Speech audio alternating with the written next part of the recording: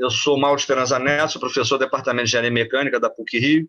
Estou aqui, né, representando a PUC, né, estou aqui como representante da PUC, e eu, na verdade, estou apoiando, né, essa iniciativa, né, do professor Lorival, professor Carlos Almeida, os demais. Tá? Eu conheci, né, o falecido professor Bezencri há muitos anos atrás, conheço o Newton Richa, né, que também está presente, enfim, né, e foi através do Newton, recentemente, né, que eu tive contato com o Lorival, né, e com o Carlos Almeida, e estou apoiando, né,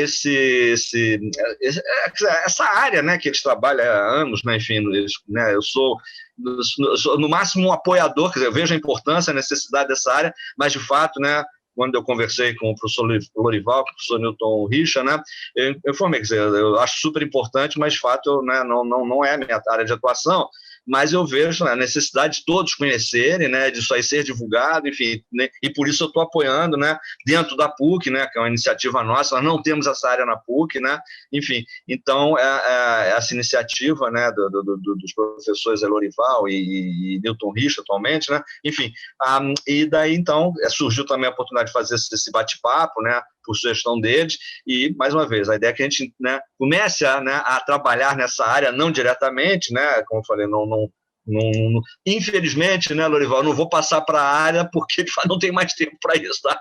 Já cheguei no meu limite, meu cérebro não tem capacidade de absorver muito mais coisas novas, tá? Enfim, mas de qualquer forma, né, que eu falei, eu estou, né, dentro da PUC, apoiando, né, e, enfim, e a ideia da gente não vou dizer crescer, mas existe já um curso, né, de extensão ex-Gaman, né, que está aí já sendo divulgado, que, né, com o início previsto aí para meados, final de abril, enfim. Então, a ideia é, né, que eu estou torcendo para que o curso vinha, que a coisa realmente, né, aconteça, e daí, né, outros cursos, outras iniciativas desse grupo, né, deverão surgir. Então, a minha função aqui, como eu falei, é dar partida nesse processo, né, primeiro nesse encontro e no curso lá dentro da CCE, tá? Eu só queria, então, divulgar o curso. Eu comentei, né, com vocês, né, no caso, o pessoal do grupo aí e com o pessoal da CCE, parece que vai ter, vocês vão colocar aí a divulgação, né, do curso, o linkzinho, mas para quem, né, para quem tiver aí, né, querendo saber um pouquinho mais do curso, né, já, né, deixa eu ver aqui, que eu separei aqui, eu espero que eu não tenha... Peraí. Eu separei aqui, eu apaguei, impressionante. Enfim, mas procurando no Google, né, usando aí as palavras-chave, a engenharia de manutenção, CCE, PUC-Rio, tá?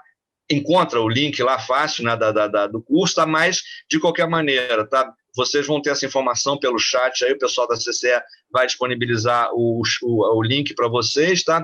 E o próprio, né, o grupo aí de engenharia de manutenção está divulgando isso através da mala direta. Então, como eu falei, sejam bem-vindos, né?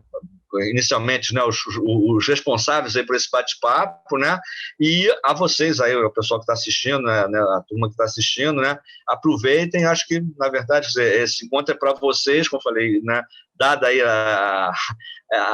como eu diria, as outras atribuições que eu tenho, né, como dentro da PUC, né, enfim, das minhas atividades na área aí que eu atuo, né, de fato, né, eu estou incentivando muito, mas de fato, na minha participação fica por aqui. Eu agradeço muito a vocês, né, aos que estão, né, os responsáveis pela apresentação e, né, os que estão aí, né, no bate-papo e eventualmente futuros, né, alunos aí do curso de extensão, tá? Então, obrigado a todos, acho que não tem muito mais a falar, não sei se o Lorival, quer dizer, passando a bola para o Lorival, não sei quem vai comandar aí, mas acho que o Lorival, né, até pelo conhecimento que eu tenho, é ele, os outros, né, Rodolfo, muito prazer, não te conhecia, tá? O Newton eu acabei de conhecer, então, muito prazer. Bora para frente, tá? Vou desligar meu som aqui, minha imagem, mas vou acompanhar um pouquinho, mas de fato, né, ok? Muito obrigado aí pela presença de todos, tá? Professor, muito obrigado. Professor Mauro, muito obrigado pela abertura. E, em nome do Comitê Pan-Americano de Engenharia de Manutenção, COPIMAN, que está fazendo essa parceria com a PUC-Rio, nesse curso de extensão universitária, não é um curso lato sensu, nem daria tempo, porque pelo tempo que nós estamos, desde o momento que nós demos o startup nesse processo até o momento em que o curso vai começar, havia muito pouco tempo até para se cuidar de toda a documentação para que o curso fosse um curso de tipo lato sensu de pós-graduação. Ele é de extensão universitária e ele vai ter, portanto, menos da metade de um curso lato sensu, vai ter em torno de 160, 170 horas. Agora, a ideia, isso já foi analisado com os coordenadores, os administradores da PUC, é que, no futuro, provavelmente, talvez, já no ano que vem, 2012, haja tempo para que a PUC, então, Lorival, só um instantinho, é que o som está meio baixo, não sei se eu tenho microfone, se alguém comentou, eu também estou, não sei se também é o meu micro aqui que está... Já estou no limite do meu micro, mas, enfim, só... Ok. Melhorou? Eu estou falando mais perto agora do microfone do computador. Melhorou um pouquinho? Sim. Agora, para mim, está bom, não sei se para todo mundo, mas realmente estava um pouco baixo.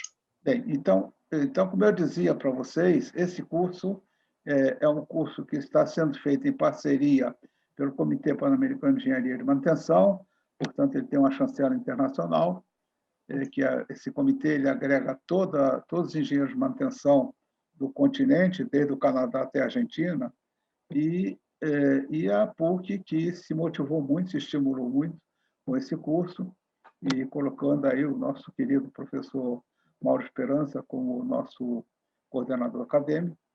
Bem, então, a ideia é que nós comecemos devagarzinho, com um curso modesto, com uma carga horária aproximadamente, como eu disse, de 160 horas, 170 horas, e para dar uma espécie de uma amostra do que seria, ou do que será no futuro, o curso de pós-graduação MBA, que a PUC, então, vai tomar as providências de acordo com o que está ajustado. Mas isso tudo requer um pouco de trabalho, de burocracias e tudo mais, porque um curso lato sensu ele é reconhecido até pelo MEC. Bem, e o curso, para o prazo que nós tínhamos, que era de 3 meses, não haveria de forma alguma tempo para se conseguir romper todas essas barreiras. Bem, o curso, então, ele tem, como eu já disse, uma duração de aproximadamente 50% do curso de lato sensu, de engenharia de manutenção, e ele está se chamando Excelência de Gestão de Manutenção, porque nós estamos realmente buscando a excelência. E nós promovemos, então, vamos promover 4 bate-papos, um dos quais começa hoje com os professores Rodolfo Stoner e Newton Ferro, uma pequena apresentação. O professor Rodolfo Stoner ele tem uma bagagem muito extensa, se eu não estou equivocado, talvez algo como, talvez mais de 40 anos, com certeza, não me arrisco a ir muito mais, porque aí eu estaria traindo a idade dele. O professor Newton Ferro é um profissional que, inclusive, ele trabalhou na Marinha por muitos anos, tem uma experiência incrível dentro dessa área de confiabilidade, RCM, e ele vai justamente abordar esse assunto. Além desses dois, nós vamos ter, como já foi dito, mais 3 bate-papos, como esse de hoje. Vai haver um que vai falar sobre a parte de segurança e relacionamento, que vai ser com o professor Newton Richa, que está nos assistindo, e foi, aliás, quem abriu essa porta nossa para o curso ser trazido aqui para a PUC, e a professora Laís, que era, dentro do nosso curso do Engeman, no nosso curso lato sensu, ela era a mais bem avaliada professora de toda a equipe. E eles dois vão fazer, acredito, o próximo bate-papo. Bom, depois nós ainda teremos um bate-papo com o professor Carlos Almeida e o professor Paulo Roberto Walter. Esse bate-papo terá como administrador o nosso querido professor Esperança, que está conosco. Ele vai ser o mestre-sala desse bate-papo. E teremos, então, um outro quarto bate-papo com o professor Rogério Arcuri e o professor Nelson Cabral, e esse bate-papo eu terei o privilégio de estar também fazendo a parte de mediador. Bem, cada um dos nossos apresentadores terá uns 20 minutos para falar. Nós vamos começar com o professor Rodolfo Stoller, que é um super especialista na área de planejamento de projetos e planejamento de paradas, e o professor Newton Ferro, que é, como já foi dito, um grande especialista na área de confiabilidade, na área de manutenção central na confiabilidade também. Bem, mas eles, então, falarão um pouquinho sobre o tema deles. Como foi dito, isso é muito importante frisar, o professor Mauro já disse que já está, quando entra no Google, quando faz a entrada para engenharia de manutenção, se encontra logo fácil o direcionamento para todas as informações relacionadas com o curso e, na parte de baixo, inclusive, a matrícula. Nós fizemos também uma negociação com a PUC, no sentido de que esse curso também não fosse um curso caro, pelo contrário, ele é um curso a ser bastante módico, nós buscamos fazer a coisa não ser muito cara, justamente para manter o estímulo. E nós estamos trazendo professores de primeira linha, que virão outros para depois, quando nós avançarmos esse curso. Bem, aí está, então, feita essa pequena introdução, agradecendo muito a presença dos mais de 40 pessoas que nos estão assistindo nesse momento, e vamos dar 20 minutos a cada um como é que chama? Bom, eu diria apresentadores, mas aqui, como é um bate-papo, né, bate-papistas, talvez, né, então, vamos dar aí uns 20 minutos para cada um dos dois mestres, e depois, então, ainda abriremos para perguntas que podem ser dirigidas diretamente a eles ou durante as apresentações colocadas aí no chat, que aí nós estamos sendo acompanhados pela Amanda, do CCE, que é uma das administradoras do curso, e pelo Rodrigo, que está também nos dando apoio na parte de administração da apresentação. Então, qualquer coisa que vocês também quiserem colocar no chat, alguma pergunta específica, no caso dos 10 minutos finais, então os professores respondem. Para não tomar mais tempo, então, mais uma vez, muitíssimo obrigado pela presença de todos e que tenhamos todos uma excelente experiência, ou ganho de experiência com os nossos dois grandes mestres. Então, com a palavra, o professor Rodolfo Stoller. Obrigado. Obrigado aí pela introdução, Lorival. É um prazer para mim estar aqui, frente a tanta gente conhecida, né? Ainda que assim virtualmente, né? Esse nosso ano online tem suas vantagens, obviamente, né? Mas tem muitas desvantagens também, né? Eu sou engenheiro mecânico, trabalhei 32 anos na Petrobras e, antes disso, eu fui 11 anos professor de pré-vestibular, as turmas de 200 alunos e tal. Então, eu estou muito habituado ao olho no olho, a olhar a fisionomia e ver um ar de dúvida, de vontade de participação, e aqui a gente perde um pouco. Tem que ficar olhando para essa luzinha verde, né, que representa o olhar de todos. Mas, por outro lado, também temos que reconhecer que a atividade online democratiza muito o acesso, tanto em termos de localização como em termos de disponibilidade de tempo e tal.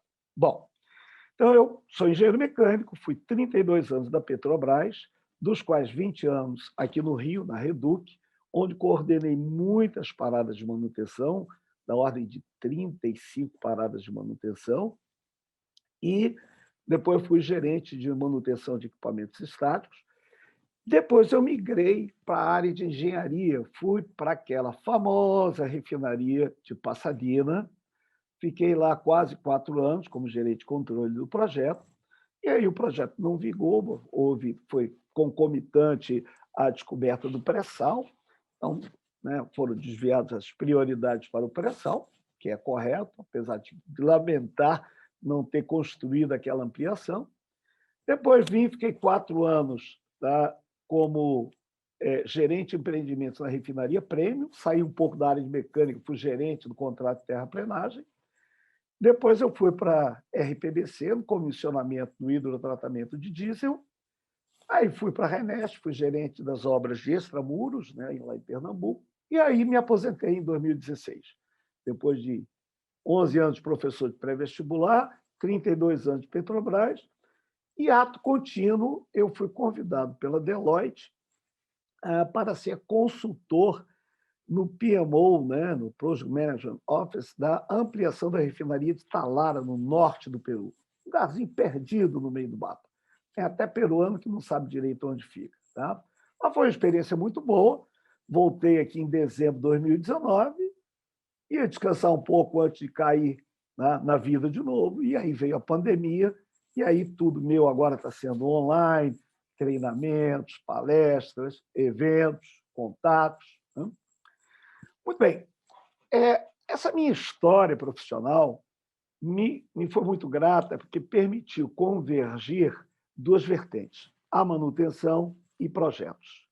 Conforme lhes mencionei, eu trabalhei muito em paradas de manutenção.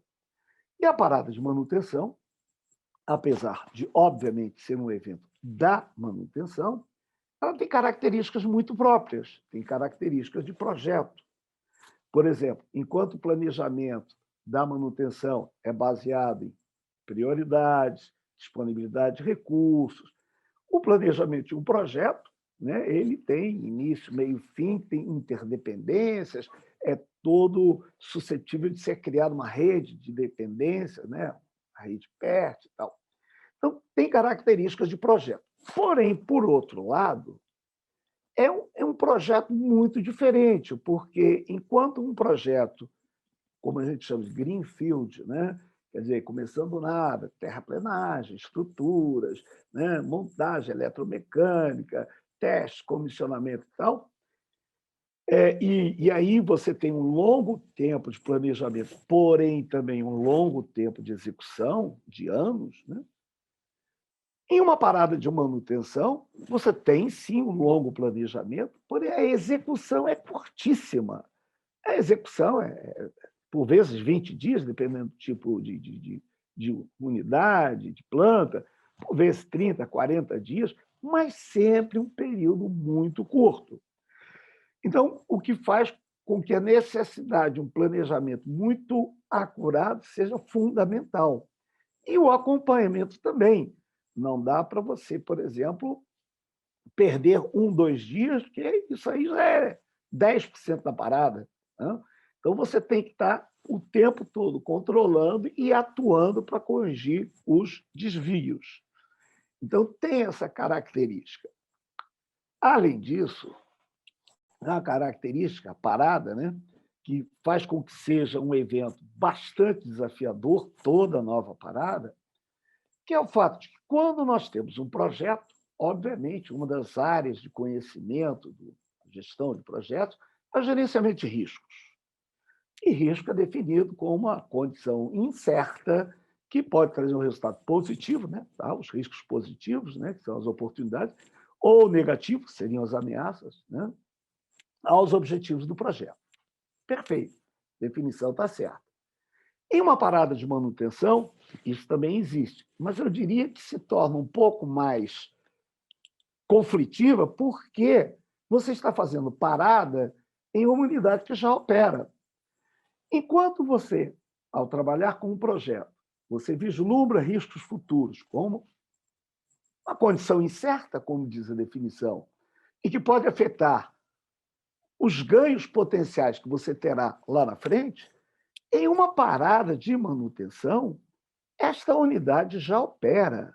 Esta unidade, obviamente, varia do tipo de planta, mas, por exemplo, uma unidade de refino, muitas vezes ela gera um lucro de $500 mil ao dia.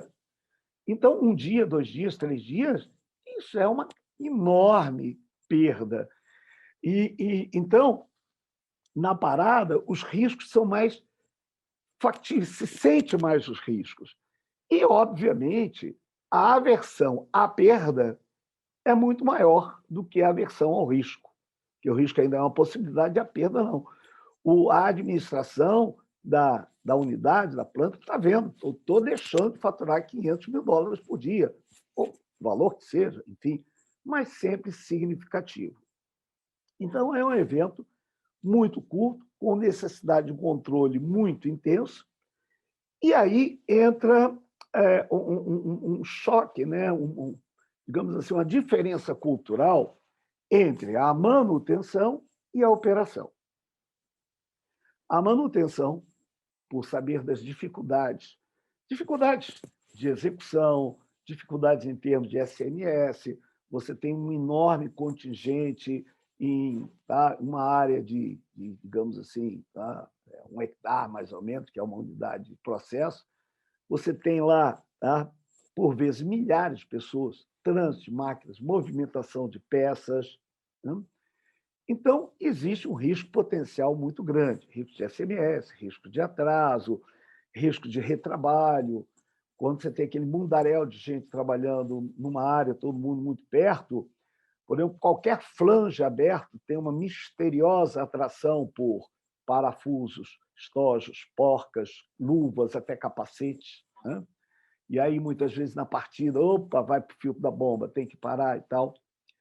Então, do ponto de vista manutenção, é muito importante você reduzir o escopo. A redução de escopo diminui os riscos, né?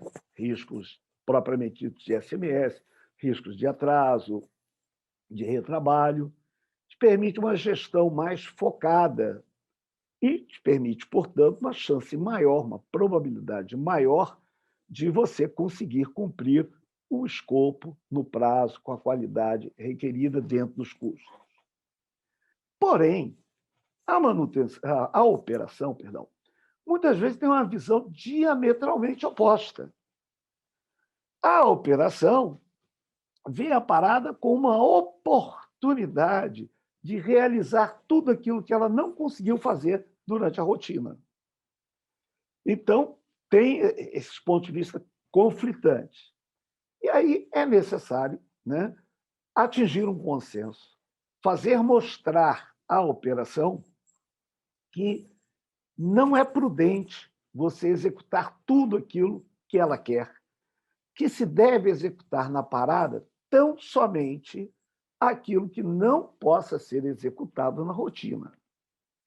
Pode ser executado na rotina? Então, façamos na rotina. Isso aí passa, então, por uma outra face da moeda. Para que a operação concorde com esse viés de redução de escopo, ela tem que ter confiança na manutenção de rotina. Se você disser, não, pode deixar que eu vou fazer isso, a manutenção vai executar isso durante a campanha da unidade, vai executar com os recursos da rotina, ela tem que ter confiança de que isso realmente vai ocorrer. Né? Então, a excelência na parada, que passa pela redução de escopo, né, ela depende da excelência da manutenção de rotina. Se você tem uma manutenção de rotina que realmente sabe priorizar, prioriza adequadamente o serviço, realiza os serviços, aí a operação vai se sentir mais confiante em que realmente conseguimos enxugar, né, o escopo da parada, fazer essa redução. Há alguns outros aspectos também a serem considerados. Né? Todos nós sabemos, desculpem, das dificuldades, dos problemas oriundos das mudanças. Gerenciamento de mudanças em projetos é sempre uma coisa complicada, gera pleitos, gera replanejamentos, potenciais atrasos. Então, em uma parada, nós temos que ter um trabalho prévio muito grande, envolvendo manutenção, inspeção, operação, engenharia, SMS, todas as especialidades, para efetivamente ter um escopo consolidado, abrangente, e que se possa chegar em determinado momento e dizer assim, isso aqui é o que nós temos que fazer na parada, porque não dá para fazer fora da parada. Tá? Então, é isso aqui. A partir deste momento, esse escopo fica congelado. E a ideia é essa mesmo, porque criar uma dificuldade não é que nem despachante que cria dificuldade para vender facilidade, é realmente criar uma dificuldade para que não haja mudanças desnecessárias que só vão prejudicar o planejamento e o desempenho da execução da parada. Então, é importante você congelar o escopo e, a partir daí, só permitir que esse escopo seja modificado através realmente de uma ação da alta administração, da gerência geral, etc. Criar uma dificuldade para garantir que o escopo seja congelado. Porque, além da questão das mudanças, há também algo que quem é de manutenção conhece bem, são as chamadas querências. A operação tem muitas querências, né? E, muitas vezes, isso acontece, e por aí a importância do controle rigoroso, que o mantenedor, que está lá no chão da fábrica, na planta, ele, muitas vezes, ele veio da rotina, ele conhece, já fez diversas paradas, conhece o pessoal de operação, tem uma boa relação. Então, tem aquela boa vontade de atender algumas querências, algumas coisas que a operação pede. Mas isso pode gerar pleitos, tá? Pode gerar não conformidades.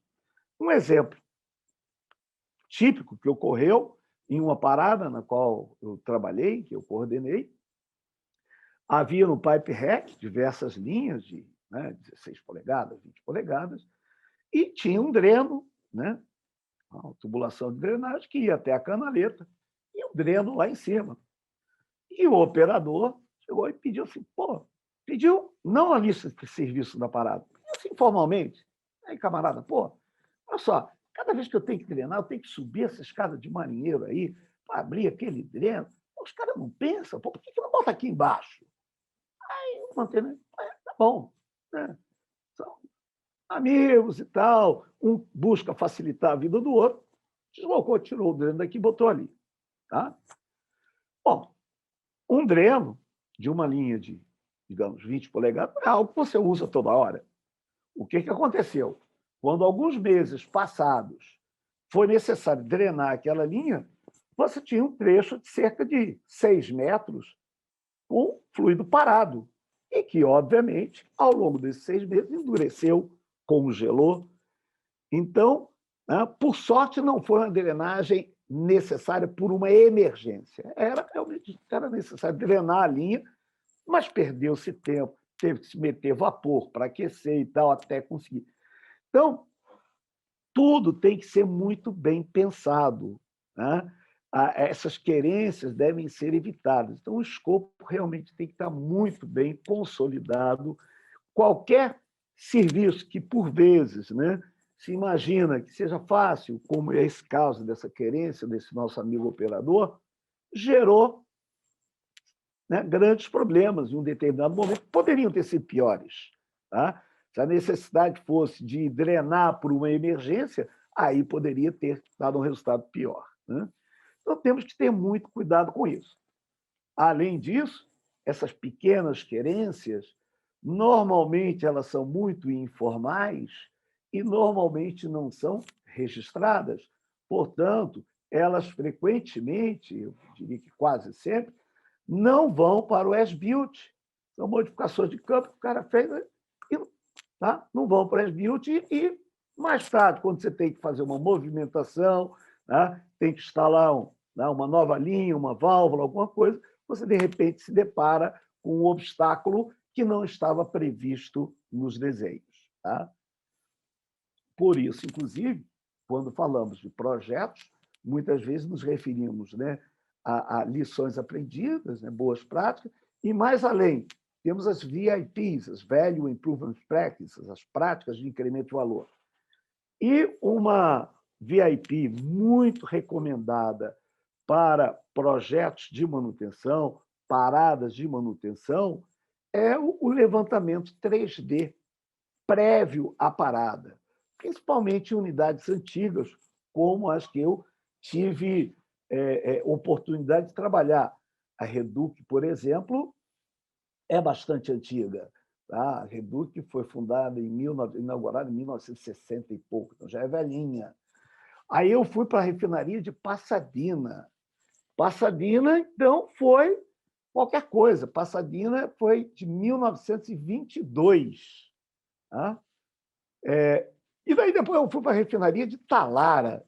A refinaria de Talara, quando estava lá em 2017, ela completou 100 anos, na refinaria centenária.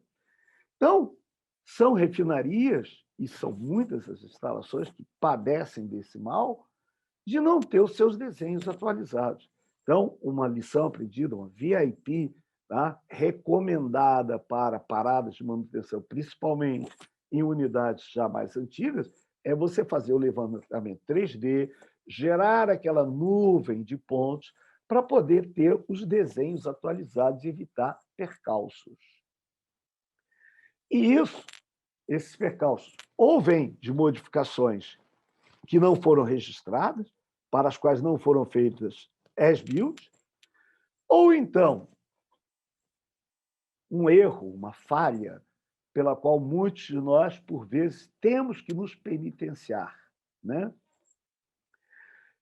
O PMBOK Guide, né, ele está para sair a 7ª edição, e essa 7ª edição é uma edição que muda muita coisa. Enquanto as edições anteriores eram muito baseadas em processos, tipo inputs, né, técnicas e ferramentas, outputs, muito realmente prescritiva, faça assim, faça assado. O PMBOK Guide, nessa nova edição, que ainda não saiu, mas a gente tem acompanhado o que está sendo criado, né, deve estar para sair por esses dias, ela foca mais nos princípios do que nos processos. E, dentro disso aí, estende o olhar para todo o ciclo de vida do ativo. Então, é interessante perceber que tanto a gestão de projetos, que antes pensava-se só da concepção até o comissionamento, até o handover, busca ver todo o ciclo de vida do ativo, assim como a manutenção também abandona o viés de contemplar só aquele momento em que a unidade, a planta está operando e ela está fazendo a manutenção, para também enxergar todo o ciclo de vida. Tanto que a Abraman, né, a Associação Brasileira de Manutenção, na sua origem, hoje em dia, tá, se chama Associação Brasileira de Manutenção e Gestão de Ativos, né, refletindo essa preocupação não só com o momento da manutenção enquanto a unidade está operando, mas sim todo o ciclo de vida. E por que eu digo que, às vezes, temos que nos penitenciar? Porque nós, da manutenção, temos que estar mais presentes nas fases iniciais do projeto enquanto design mesmo, né? Que é justamente para dar o olhar da manutenção, para poder agregar a manutenibilidade. Porque o que muitas vezes vemos, isso aí, quem trabalha em unidades mais antigas vê muito frequentemente, mas mesmo em unidades mais recentes, mais modernas, né, que o pessoal de projeto não tem, geralmente, o olhar da manutenção. E é fundamental, porque quem vai segurar a onda, quem vai descascar o abacaxi lá na frente, é a manutenção. E, muitas vezes, nós, né, é o ciclo vicioso, nós não olhamos, tá, para as fases iniciais do projeto, não damos a nossa opinião, não contribuímos para aumentar a mantenibilidade e nos penitenciamos a posteriori. Não sobra tempo, tudo é complicado e tal. Né? Então, eu fico feliz em ver que, né, lentamente, claro, projeto é projeto, manutenção é manutenção, mas a interseção ela vai se aumentando. Né? Tanto o pessoal de projeto começa a ver mais o ciclo de vida, inclusive comissionamento, que, do ponto de vista de gestão de projeto, é o elo frágil desse ciclo de vida, porque, como o projeto né? A curva de recursos tem esse aspecto de cima, o pessoal no final já está debandando, procurando outras áreas, e é justamente quando o pessoal do projeto tem que estar lá passando a bola para o pessoal da manutenção, que também tem que pegar e já estar atuando, né, já na fase de projeto, para pegar o projeto já com conhecimento de causa. Isso foi algo, eu até diria, não vou dizê-lo porque fui da Petrobras por 32 anos, na Petrobras a gente até, né, já tem um pouco essa cultura, né, de que a manutenção acompanhe todas as etapas, todos os passos do projeto, mas, por exemplo, na Petroperu, nós tínhamos grande dificuldade em involucrar, como dizem, né, os latinos, como se fala em espanhol, involucrar o mantenimento na acepção do projeto. Eles queriam receber, não, depois que receber eu vejo como é que fica. E não, sabemos, mestre Lorival aí, sempre enfatizando a questão da importância dos registros da manutenção, para que possamos manter o banco de dados de registros da manutenção, é necessário que os dados iniciais dos equipamentos estejam bem colocados, estejam dominados pelo pessoal que vai operar e manter, né? Então, essa é uma cultura que nós temos que, aos poucos, quebrar. Repito, eu acho que aqui, em muitas áreas, tá, a gente já conseguiu evoluir nisso aí, né? Mas é onde a gente tem que realmente focar. Temos que pegar e envolver a manutenção mais em todo o ciclo de vida, tá? Fazer com que ela já conheça o projeto antes, propriamente, da entrada em operação. Isso vale para projetos e, obviamente, em parada isso acontece menos, porque parada é um evento muito curto, a operação normalmente já ela está muito junto à operação. O problema na parada é a operação querer fazer tudo e a manutenção querer enxugar o escopo. Tá? É aí que está a nossa área de ganho. Convencer a operação de que vamos focar, vamos fazer um escopo enxuto e o que ficar para a operação, para a campanha, nós efetivamente vamos manter. Tá? Bom, assim, muito rapidamente falando, né, tem tantos aspectos interessantes para falar sobre gerenciamento de paradas, a importância da estratégia, de uma adequada estratégia de contratação, que é um fator crítico de sucesso, tá? De que maneira dividir os contratos, o que nesse tipo de serviço convém ser subcontratado, o que nesse tipo de serviço convém que nós, enquanto clientes, ofereçamos para o executante, né? Então, estratégia de contratação, questões logísticas, questões de construtibilidade, principalmente quando você tem uma revamp, que é uma parada junto com uma ampliação. Há muitos aspectos a considerar. E que eu fico muito feliz de ter a oportunidade, né, nesse curso de extensão aí, poder abordar com bastante mais calma exemplos, casos, histórias, né, vivenciados ao longo de todas essas paradas que eu participei. Né?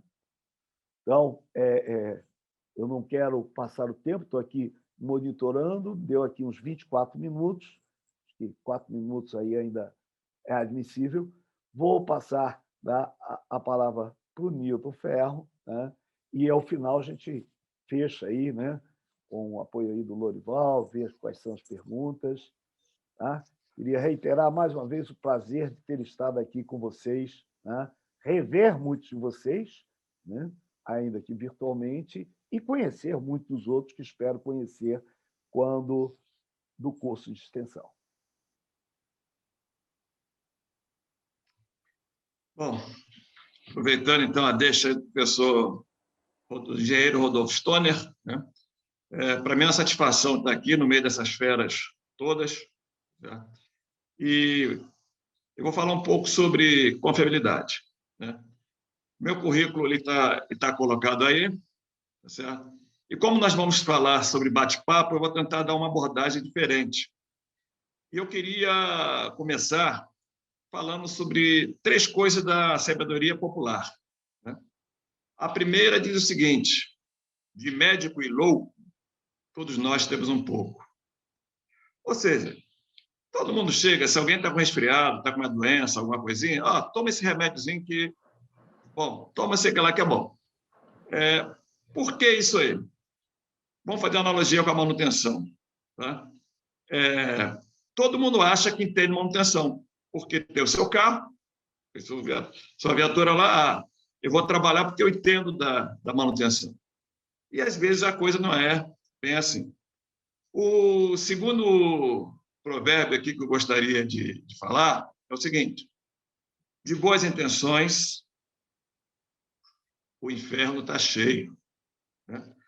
A gente faz a manutenção achando cheio de boas intenções, mas essas boas intenções, às vezes, não nos levam a lugar nenhum. Muito pelo contrário, às vezes nos coloca um problema. Certo?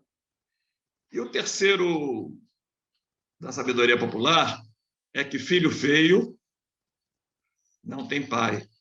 Né?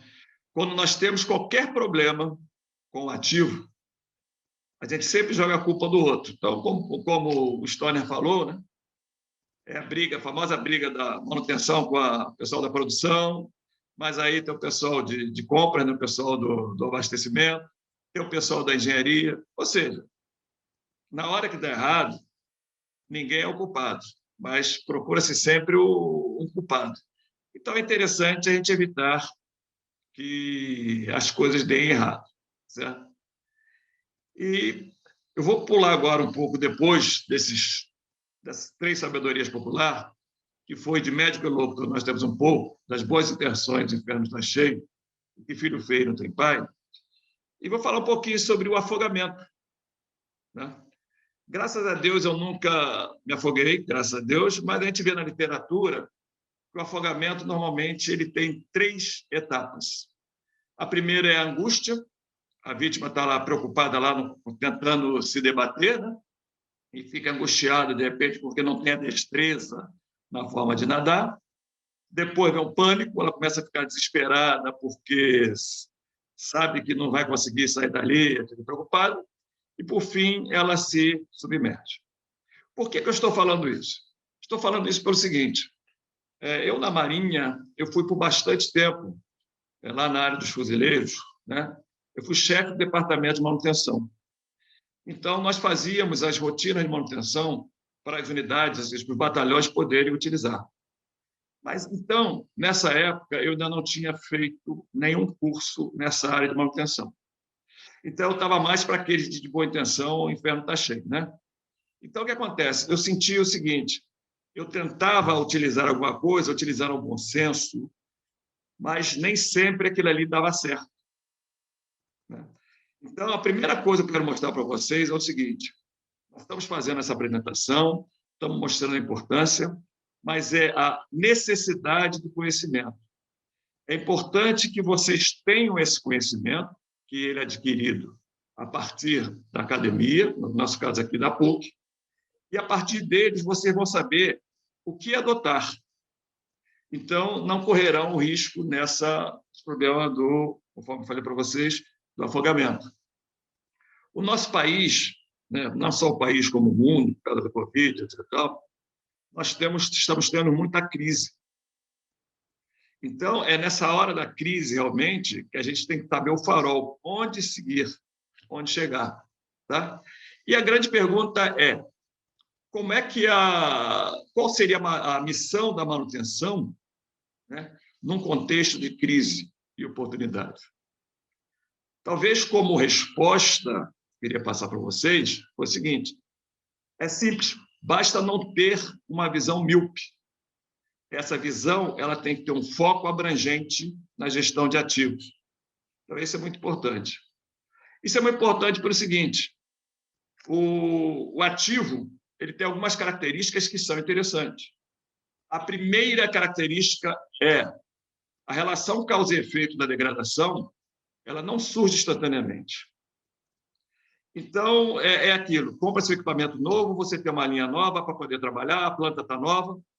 Então, infelizmente, o que acontece? O pessoal que chega está preocupado só com a operação, se esquece da manutenção. Aí vai, opera até o limite. E esse que opera até o limite, normalmente ele é promovido. Por quê? Ele atingiu as metas, às vezes até ultrapassou as metas. E aí o equipamento começa a sentir. No primeiro ano, no segundo, vai chegar num ponto que o equipamento vai dar a resposta dele. E aí o que entrou, coitado, pegou aquilo ali todo sucateado, é o que vai sofrer. Ou seja, o outro que forçou, fez tudo errado, foi promovido, e aquele que entrou vai pagar por isso. Então, isso é uma característica importante, tá? Dos nossos ativos. A outra característica é o seguinte, né? O ativo ele vai responder ao tratamento recebido, como eu falei, seja para o bem ou seja para o mal.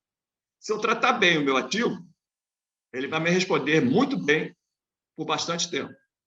Se eu tratar mal, rapidamente eu vou ter como resultado um grande prejuízo, lucro cessante. E o terceiro é o seguinte: o ativo ele é bastante suscetível também ao contexto operacional. O contexto operacional é, como a gente diz na área militar, o nosso general terreno. Então, a partir dessa introdução, eu queria falar com vocês um pouquinho sobre confiabilidade. A gente, quando fala em confiabilidade, tem uma definição simples: é a probabilidade do meu equipamento operar, né, com sucesso, num tempo específico e sob condições específicas. Quando eu falo isso, eu tenho alguns aspectos que são importantes a serem abordados. Primeiro é a natureza probabilística. Essa natureza probabilística, ela nos diz o seguinte: nenhum sistema nem equipamento está livre de falhas. O evento ele não é determinista. Então, nem o Titanic, que era submersível, invencível, naufragou na primeira viagem. Tá? A abrangência temporal. Eu tenho que estabelecer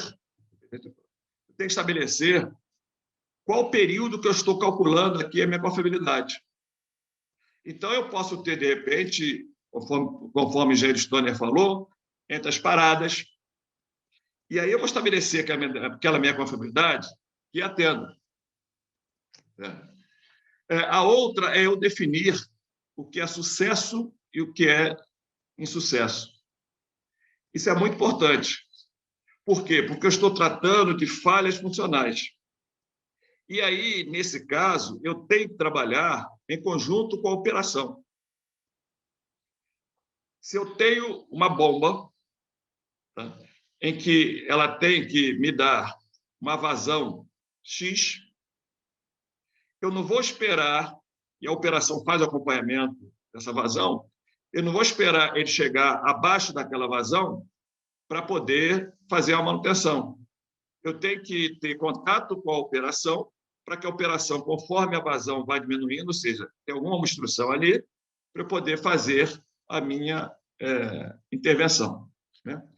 E, por último, o mais importante de tudo é o ambiente operacional.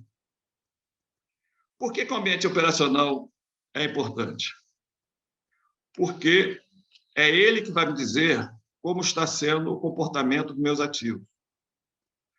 A gente sempre pensa assim: não, o meu equipamento está na garantia, ou está fora da garantia, eu vou seguir o que o fabricante diz. Perfeito.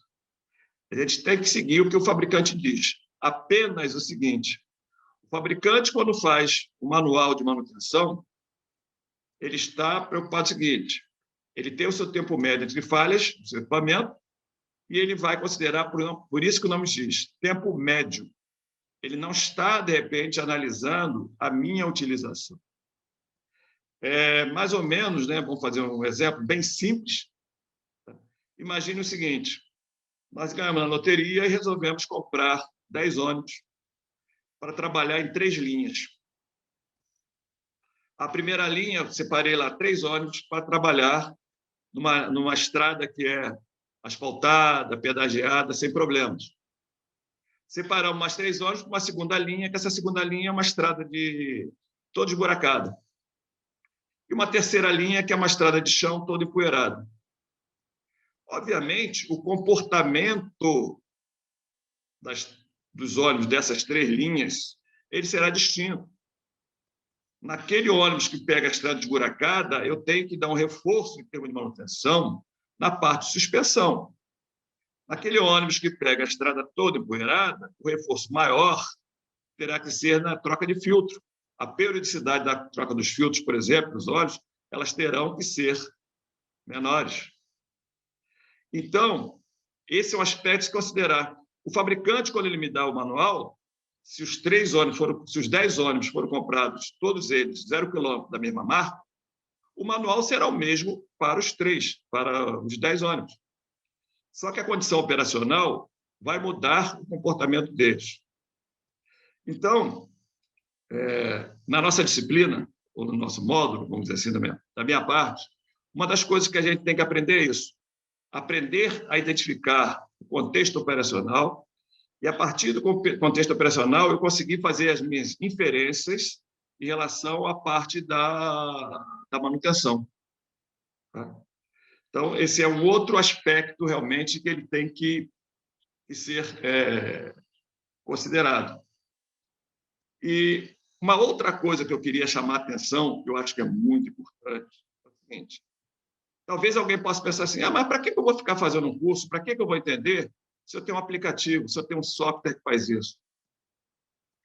O software, ele ajuda muito, o aplicativo ajuda muito, só que existe também, né, um texto em inglês que é o Jiggle, significa garbage in, garbage out, ou seja, se entrar lixo, vai sair lixo.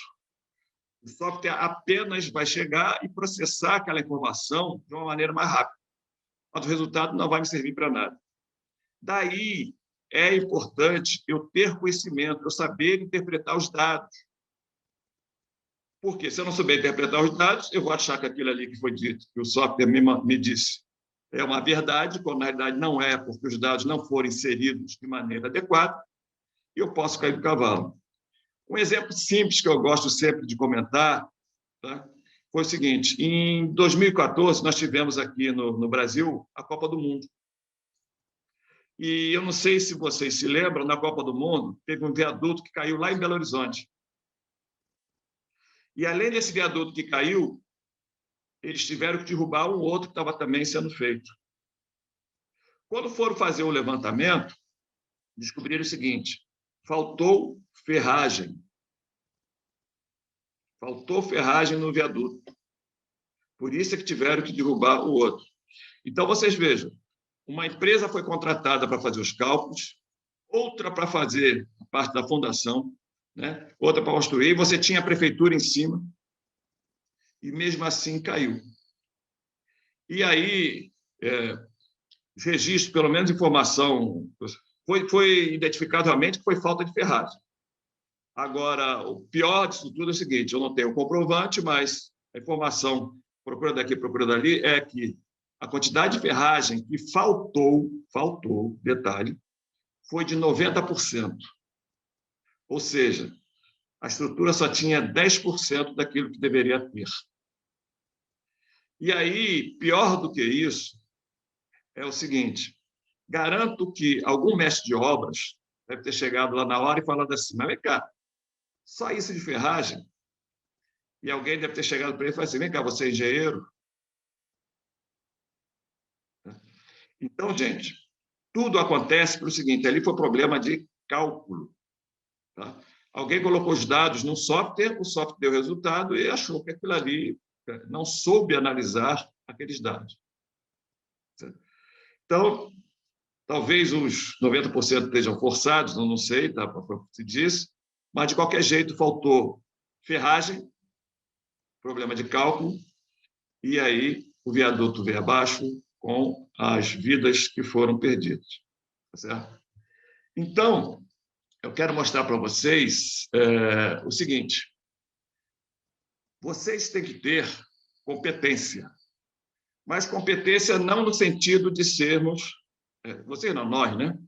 Mas não no sentido de sermos incompetentes, não sabemos. É mais ou menos quando o juiz diz que não tem competência para julgar aquele caso. Tá? A competência é aquela famosa chá que a administração fala, né? ela é fruto do conhecimento, da habilidade e da atitude. A habilidade e a atitude vocês têm, mas vocês precisam também ter o conhecimento. E nós estamos aqui, nos reunimos, né? Vocês vão olhar todo mundo aí de cabeça branca aí, correndo, ou seja, a gente trabalha, obviamente, mas também porque nós gostamos disso. Como diz o outro, a manutenção é uma cachaça, né? A gente apanha e continua gostando dela. Então, como eu falei para vocês, a competência ela é o resultado do conhecimento, habilidade e atitude. E nesse curso, aqueles que puderem fazer, puderem aproveitar a oportunidade, tá? Poderão ter o conhecimento e, tendo esse conhecimento, não se sentirão como eu sentia antes, por exemplo, de estar me afogando, de tentar fazer alguma coisa, e, conforme eu falei, de boas intenções, o inferno está cheio. Tá? Então, gente, era esse bate-papo que eu queria ter com vocês. Tá?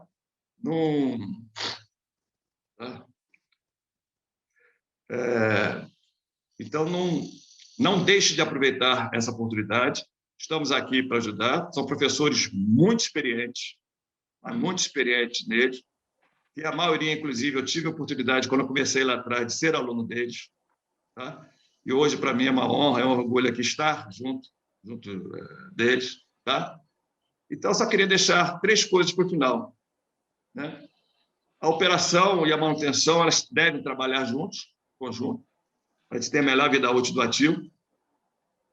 A confiabilidade ela é uma aliada para a gestão de ativos, e o contexto operacional nisso tudo aí, ele é fundamental, e a necessidade de se ter o conhecimento, e não apenas ter um software para chamar de si.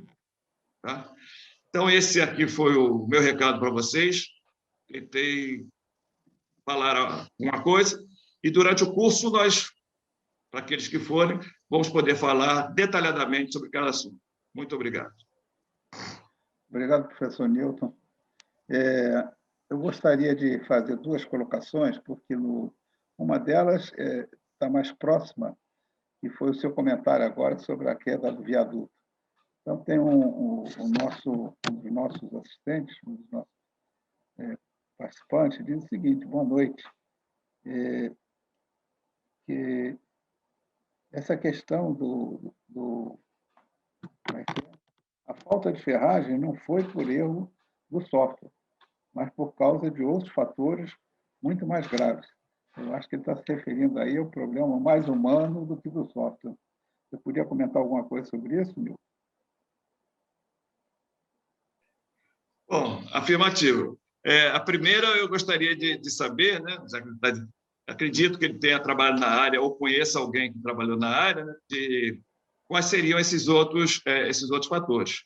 Mas, quer dizer, quando se fala aqui em erro de software, na realidade, a gente... Certo? Não é o software que erra. O erro que ocorre ali é o erro humano. Né? Esse é o primeiro erro. Ou seja, de quem está inserindo os dados naquele software. Esse é o primeiro erro. Eu falei que eu gostaria de saber até quais eram os outros, porque eu já ouvi falar o seguinte, infelizmente, no nosso país, né? É feito um projeto, e aí esse projeto especifica qual é o material que vai ser utilizado, e aí o pessoal chega e começa a subornar, não sei o que lá, usa o material de uma pior qualidade, de uma menor quantidade, ou seja, é como se fosse o acidente de um avião. Né?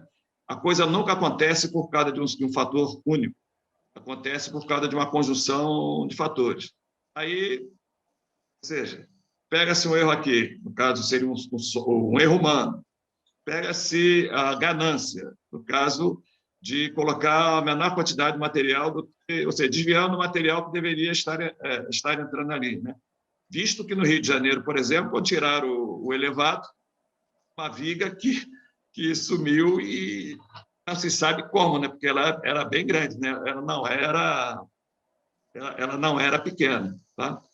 Então, realmente, concordo, não seria por só, vamos dizer, meio de software, pode ter sido, certo? acrescentar os outros, né? O erro não foi de software, foi da falha humana, mas também em relação à ganância, deixar de atender as condições de projeto, etc. e tal. Ok, obrigado, Newton. A pergunta foi do Rogério Arcuri, viu? Pois é, queria saber se podia então falar alguma coisa, de repente, quais foram os outros. Não, eu quis primeiro que você respondesse, né, Bem, mas tem uma pergunta, eu não peguei por nome, eu não sei se é para você ou mais para o Stônia. Quais seriam as características que identificam a criticidade de um equipamento? Bom, antes que vocês falem, deixa eu já responder que esse assunto é específico dentro da aula que eu vou ministrar, e logo no início, que é quando a gente fala justamente de conceitos e a gente define o que é criticidade e quais os fatores de criticidade. Mas eu não estou nessa mesa redonda como expositor, portanto, deixaria aí talvez para o Stônia responder essa pergunta. Então, quais seriam os fatores, Stônia, que, segundo o teu ponto de vista, definem a criticidade de um ativo? Eu diria que, antes de mais nada, principalmente... Seu som está baixo. Espera aí. Melhorou? Está baixinho ainda. Melhorou, não. Então, eu vou falar mais alto, porque... Ou puxa o microfone mais para perto aí do teu monitor. Quando ele fica mais perto, daí dá aquela respiração ofegante. Eu já me conheço por causa dos vídeos, né? Mas, tudo bem. Bom, é claro que um dos fatores que mais impactam é a questão dos impactos que pode trazer para segurança, meio ambiente, saúde, tá? Segurança das instalações, né? Num primeiro momento. Né? Ou seja, antes de mais nada, a gente tem que olhar sobre esse viés. Né? Hoje em dia, não se pode coexistir com esse tipo de insegurança. Agora, a partir daí, né, seriam os impactos na produção. Né? O que ele causa em termos de perda de produção, o que ele causa em termos de deterioração de outros equipamentos, né? Esses seriam, digamos, os fatores mais relevantes numa primeira análise. Newton, concorda? Faz aí seus comentários.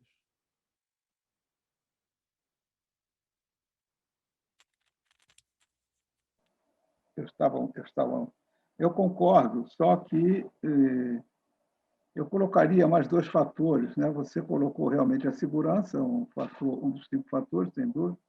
O segundo, sem dúvida, é o meio ambiente. O terceiro é o faturamento. O quarto é o patrimônio, né? Porque às vezes você tem um equipamento que ele é difícil de ser substituído. E o quinto, que esse é bem mais novo, e que nós tivemos exemplos bem recentes, né? Que é a questão do nome da empresa. Quer dizer, nós tivemos um exemplo aqui no Brasil muito recente, infelizmente, em que, quando você tem um equipamento crítico que ele funciona mal, ou ele deixa de funcionar, ou ele se rompe, né? Então, você tem o nome da empresa vai lá para baixo, obviamente as ações dela caem violentamente. Quer dizer, então, quando nós tratamos de empresas cujo nome tem um valor extremamente alto, como algumas em que o próprio nome vale muito mais do que todas as instalações dela, o exemplo da Coca-Cola, da McDonald's, etc. Então, sem dúvida, esse quinto fator também é importante. Então, só para complementar, mas a tua resposta foi absolutamente perfeita. Tá bom? Obrigado, então, Stônia. Deixa eu ver se nós temos mais. Temos um aqui,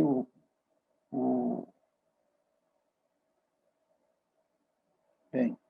Professor Olival, o Rogério Arcuri disse que poderia falar sobre aquela pergunta. Então, ele está pedindo... Ok, pode abrir o microfone, Rogério.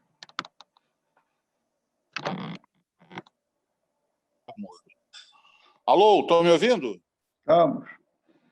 Ótimo, então. Deixa eu botar minha cara aqui também. Tudo bem? Estou gostando muito, viu, Lorival? A palestra do Stônia foi excelente, a do Ferro também, as suas colocações também estão excelentes, tá? Respondendo, então, a pergunta, a questão do Ferro, né, quando ele falou o negócio do software, que eu falei, a questão ali especificamente desse viaduto lá de BH, tá bom, faltou ferragem e tal, mas não foi por causa do software, não foi porque o software deve ter indicado perfeitamente a quantidade de ferro que tinha que pôr.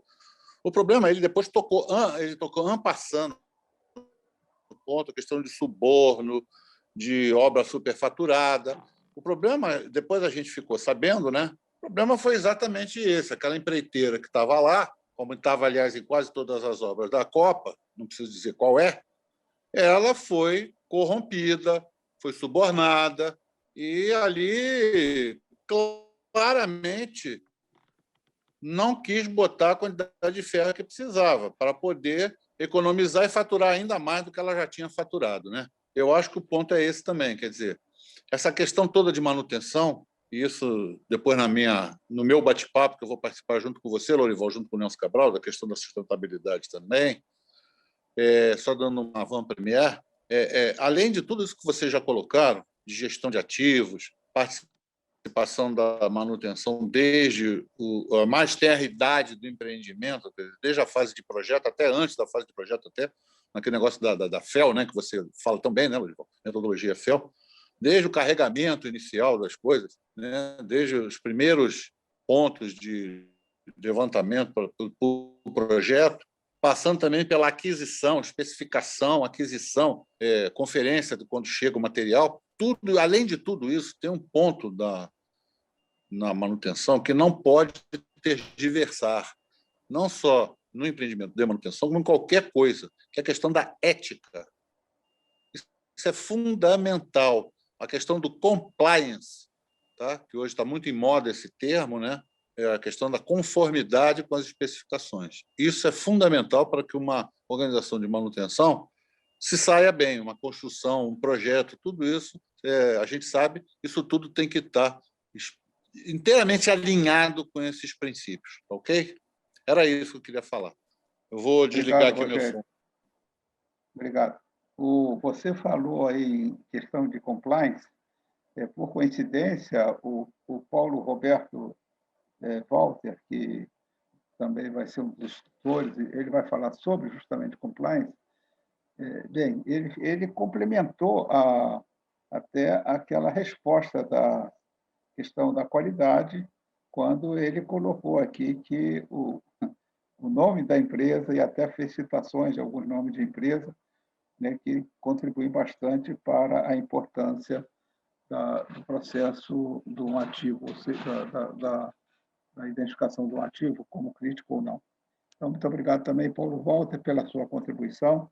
Se você quiser também complementar alguma coisa, pode abrir seu microfone e falar. E, se não, eu vou dar a abertura aí para quem mais quiser fazer alguma colocação. Inclusive, quem fez a pergunta original sobre a questão da criticidade, se quiser complementar, também fica à vontade.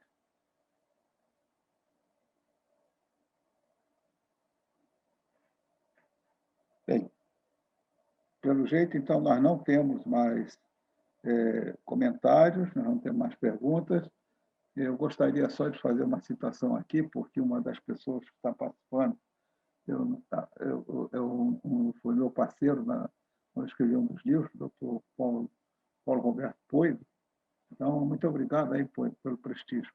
E aos nossos estimados participantes, nós chegamos a ter 55 participantes, 58 participantes durante essa apresentação. Nosso muitíssimo obrigado. E caso alguém ainda queira fazer alguma colocação, nós damos essa oportunidade. Caso contrário, nós vamos encerrar os nossos trabalhos dessa noite de hoje. Passamos um pouquinho, mas foi por causa também daquela introdução, da apresentação, não foi por culpa lá dos nossos expositores. Bem, alguém tem alguma colocação? Muitíssimo obrigado. E então, tenham todos. Estão recebendo aqui várias mensagens de que o pessoal gostou muito e tudo mais. Então, muito obrigado. E tem um aqui que está dizendo: estou ansioso pelo curso. Nós também. Boa noite, então. Fiquem com Deus. Que Deus abençoe a todos. Todos se cuidem, porque a coisa não tá de brincadeira, não. Então, uma boa noite, uma ótima semana.